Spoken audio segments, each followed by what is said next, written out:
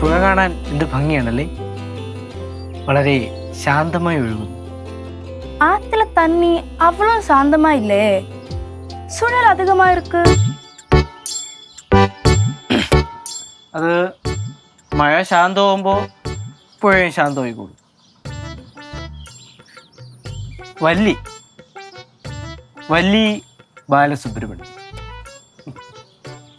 വളരെ നല്ല പേര്.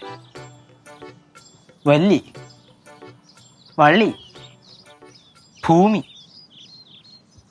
യുവതി, ഇതെല്ലാം വല്ലിയുടെ പര്യായങ്ങളാണ്. എന്നാലും ഈ വല്ലി എന്ന വാക്കിൻ്റെ ശരിയായ അർത്ഥം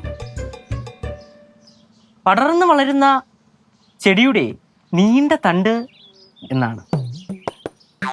വല്ലി ഒരു വള്ളിയാണ്. വള്ളി ഇങ്ങനെ പറയും.